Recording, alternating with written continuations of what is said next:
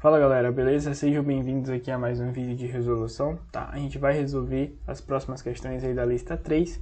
Para quem tá caindo nesse vídeo de paraquedas, as listas 1 e 2 já estão resolvidas aqui nesse canal. E são listas onde a gente tem questões de física voltadas aí para os alunos que querem fazer o Enem, certo? Então, sejam muito bem-vindos a esse vídeo. Vamos lá resolver a questão 5. Ele vai falar aqui que alguns poucos atletas conseguem saltar mais do que 0,6 metros diretamente para cima, né? Então seria a altura máxima, 60 centímetros, que a maioria dos atletas consegue chegar, certo? Então ele quer que a gente ache o tempo que esses atletas levem para subir até essa altura e o tempo total do movimento, que seria também só multiplicar por 2, né? Que aí a gente chegaria, no caso, no valor do tempo de voo. Então, pessoal, a partir da fórmula do sorvetão, se a gente adaptar ela, olha só, vou mostrar para vocês, né? A fórmula que a gente conhece do sorvetão, a função horária da posição do movimento retilíneo uniformemente variado, ela é assim: S de t igual a S0 mais V0t mais AT quadrado sobre 2. Só que aqui a gente está trabalhando com alturas, né? Então poderia, sei lá, colocar H de t, que seria a altura num dado tempo. A altura inicial, velocidade inicial vezes o tempo, mais a aceleração da gravidade, t quadrado sobre 2. Então só estou adaptando as fórmulas por enquanto. No nosso caso ali, a altura inicial é 0. A velocidade inicial também é 0, né? Então ele vai partir do repouso e pular, ele vai acelerar a partir disso daí, né? E aí eu quero isolar o tempo para resolver essa situação, ok? Então eu posso fazer o seguinte, olha só. Esse 2 está multiplicando, ele vem para cá, esse 2 está dividindo, ele vem para cá multiplicando. Então a gente teria algo mais ou menos assim. 2 vezes h de t é igual a g vezes t ao quadrado, beleza? Então aí agora o que eu vou fazer? O g está multiplicando, ele desce dividindo. Então vai ficar 2 vezes h de t sobre g é igual a t ao quadrado. Bom, se está ao quadrado, basta a gente tirar a raiz. Então t é igual a raiz de 2 vezes h de t sobre g. Pronto, beleza. Então aqui eu acho o tempo, seja de subida ou tempo de queda, tá bom? Então o que é que a gente vai fazer aqui? Vamos analisar os dados que ele me deu no enunciado e jogar dentro dessa fórmula que a gente acabou de encontrar a partir da função horária da posição. Então ele me falou que a altura no tempo de subida é 0,6 metros, né? E a gravidade a gente pode considerar, né? A gravidade está aqui nessa situação, a aceleração aqui. A gente pode considerar o módulo da gravidade como sendo 10 metros por segundo ao quadrado. Então, no nosso caso, o tempo de subida aí vai ser a raiz de 2 vezes 0,6 sobre 10, beleza?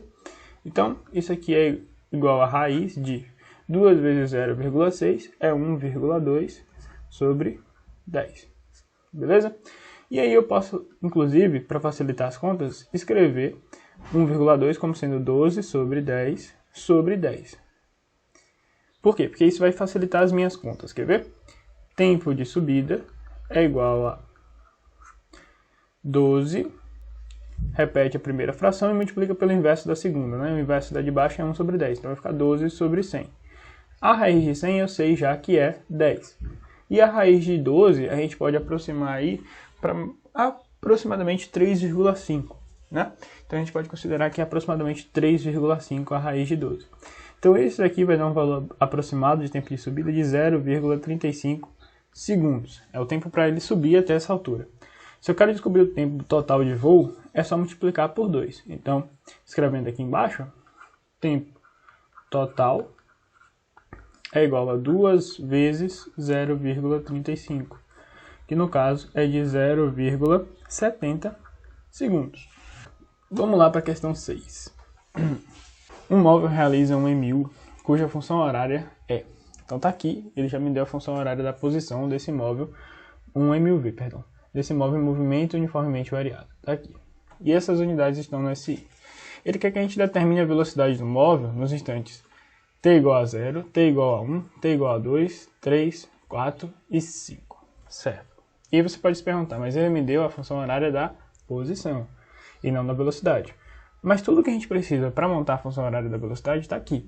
Basta a gente comparar a fórmula, né, com a padrão. Então, como é a fórmula padrão da função horária da posição? A gente escreveu na estante ali. Espaço inicial mais velocidade inicial vezes o tempo, mais a aceleração vezes o tempo ao quadrado sobre 2. Então, eu vou comparar essa fórmula com o que ele me deu no enunciado. Vou escrever aqui embaixo. S de t igual a 10 mais 18t menos 3, esse 3, menos 3t ao quadrado, certo? Então aqui a gente já percebe o seguinte, que o espaço inicial, no caso da fórmula do enunciado, da função do enunciado, é 10. Que a velocidade inicial é 18. Peraí, vou colocar a unidade de medida, né? 10 metros. A velocidade inicial é 18 metros por segundo. E a aceleração, né? Vocês conseguem perceber que ela é negativa. E além disso, o 2 sumiu daqui de baixo. Ou seja, isso indica que eu já dividi o valor da aceleração por 2. Ele já dividiu o valor da aceleração por 2. Então, a aceleração aqui é menos 6. Certo? Porque se eu coloco menos 6 aqui, e divido por 2, eu caio em menos 3. Beleza? Então, a aceleração é menos 6 metros por segundo ao quadrado. Pronto. Só preciso dessas duas coisas aqui para montar a função horária da velocidade. Então, eu venho aqui. V de t é igual a VO mais AT. Já tenho VO. Então, V de t é igual a 18. A aceleração é menos 6. Então, menos 6 vezes o tempo. E aí fica fácil. Basta substituir nos tempos que ele pediu. Então, quem que é V quando o tempo é igual a zero? V de zero é 18 menos 6 vezes 0. Só sobra 18 aqui, né?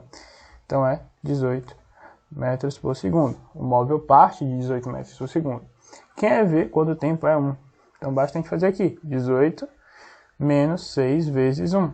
18 menos 6 dá 12 metros por segundo. Quem é V quando o tempo é 2? Então vai ser 18 vezes 6...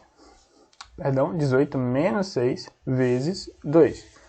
Então, 18 menos 6 vezes 2 é 12. Então, 18 menos 12 agora dá 6. Então, 6 metros por segundo. Beleza? Quem é V quando o tempo é 3? O que a gente está fazendo é calculando cada tempo ali do enunciado que ele pediu. Então, é 18 menos 6 vezes 3. Nesse caso aqui, o móvel, ele volta, né? Ele tem uma velocidade de 0 metros por segundo. Ele para, praticamente, né? E aí ele começa a desenvolver agora um movimento que é retrógrado, quer ver? V quando o tempo é 4. Então a gente tem aqui 18 menos 6 vezes 4. Isso aqui dá quanto, pessoal? Vou até fazer mais devagar essa. 18 menos 6 vezes 4 dá 24. Então 18 menos 24. Isso daqui dá menos 6 metros por segundo. E por último, V quando o tempo é 5, dá 18 menos 6 vezes 5. Isso aqui é 18 menos 30, que dá quanto? Dá menos 12 metros por segundo. Pronto. Então, a partir da função horária da posição, a gente encontrou a função horária da velocidade e só substituiu os tempos que ele pediu no enunciado da questão. Beleza? Vamos lá para a questão 7. A questão 7 caiu na PUC Rio em 2007. É uma questão bem interessante para ver se vocês entenderam como é que usa as fórmulas que a gente viu até aqui. Então ele vai falar de um corredor aí que fez a prova dos 100 metros e aproximadamente 10 segundos. E considerando que esse cara partiu do repouso. Então a velocidade inicial dele é 0 e tendo uma aceleração constante, né? Então a gente vai aproximar a aceleração dele para a aceleração constante. Além disso, ele vai falar que atingiu a velocidade máxima no final dos 100 metros, ok? Então a questão já deu uma facilitada aí para você, porque geralmente esses caras atingem a velocidade máxima antes dos 100 metros, né? E depois eles começam a desacelerar. Mas ele idealizou aqui uma situação para que a fórmula pudesse ser aplicada sem dar dor de cabeça para vocês. E aí ele quer saber o quê? Ele quer saber a aceleração do corredor durante a prova. Bom, vamos lá. Para isso, veja bem, eu tenho informações sobre o tempo, tem informações sobre a posição final desse cara, que vai ser 100 metros, né? Se eu considerar a posição inicial como sendo 0. Tem informações sobre a velocidade inicial dele. Então tá tudo aqui armado já para eu poder usar essa fórmula aqui, ó. S de t, né? A fórmula do sorvetão de novo. S0 mais VOT mais AT² sobre 2. Só que nesse caso a gente vai descobrir quem é A, beleza? Então vamos lá resolver esse negócio aí. Então eu sei que no final, né, a posição final dele aqui, depois de 10 segundos, é 100 metros, que ele vai terminar a prova, né? Então 100 é igual, a posição inicial dele é 0, né? Ele vai largar do início da trajetória. A velocidade inicial dele também é 0, porque ele falou que parte do repouso, ó, parte do repouso. Então é 0 essa parte aqui também. E aí vai sobrar o que? A aceleração que eu quero descobrir. O tempo é 10 segundos, então A vezes 10² sobre 2. Então ficou uma conta muito simples aqui de resolver, inclusive. Olha só, a gente vai ter o seguinte. 100 é igual a vezes 10 elevado ao quadrado é 100 sobre 2. E olha só que interessante aqui, né? Eu já poderia cortar o 100 dos dois lados. Por quê? Vou fazer devagar agora para quem ainda não entendeu por que eu posso cortar o 100 dos dois lados. Esse 100 que está multiplicando aqui desse lado, ele vai para o outro lado dividindo, né? Então, vou até fazer aqui, ó. 100 dividido por 100, né? É igual a A sobre 2. Então, por isso que o 100 já ia embora ali, né? Então, 100 dividido por 100 é 1.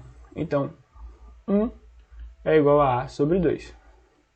De onde a gente tira que A é igual a 2 vezes 1, porque o 2 está dividindo e ele vai multiplicando. Então, a aceleração é de 2 metros por segundo ao quadrado. Beleza, só isso. E vocês responderam aí uma questão da PUC do Rio, de 2007. Então, a resposta é a letra B.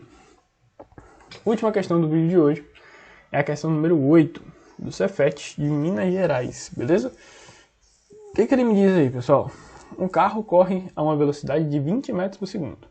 Quando o motorista vê um obstáculo, deixa eu ajeitar aqui, quando o motorista vê um obstáculo 50 metros à sua frente. A aceleração mínima, desaceleração mínima, constante que deve ser dada ao carro para que não haja choque em metros por segundo ao quadrado é de... Bom, veja bem, ele não me deu informações sobre o tempo. Eu não tenho nada a respeito do intervalo de tempo, né? Então, se eu não tenho nada a respeito do intervalo de tempo, eu já desconfio que eu vou usar a fórmula de Torricelli, eu vou usar a equação de Torricelli. Vou até escrevê-la aqui, né? V ao quadrado é igual a VO ao quadrado mais 2 vezes A vezes o deslocamento. E vocês começam a perceber que eu tenho a velocidade final, tenho a velocidade inicial e tenho o deslocamento. E o que eu quero descobrir é a aceleração, que eu não sei por enquanto, né? Então, vamos pensar aqui no seguinte, pessoal. Ele quer parar, certo? Então, se ele quer parar, a gente vai assumir que a velocidade final dele tem que ser 0. A velocidade inicial já está aqui, que é de 20 metros por segundo.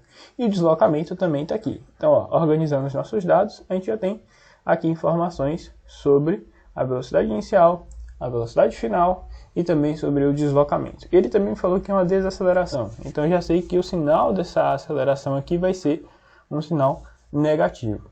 Beleza, já me organizei para poder aplicar a fórmula. E aí já foi, né? Então, velocidade final, 0 ao quadrado é igual a velocidade inicial, 20 ao quadrado, menos, né? Porque eu tenho uma aceleração negativa. 2 vezes A, que eu quero descobrir, vezes o deslocamento, que é 50. Show de bola. Então, vamos lá. 0 é igual a 20 ao quadrado, é 400, menos 2 vezes 50 menos 100A. Então, esse 100A menos 100A está negativo aqui. Ele vai para o outro lado positivo. Então, 100A é igual a 400. A é igual a 400 dividido por 100. E aqui, lau, 4 dividido por 1 é de 4 metros por segundo ao quadrado. Resposta correta, letra A. Então, a questão bem tranquila, só era vocês terem se organizados para usar a fórmula de Torricelli e tá tudo certo. Pessoal, essa é a questão. A gente se vê no próximo vídeo ou mesmo na próxima aula. Valeu, galera.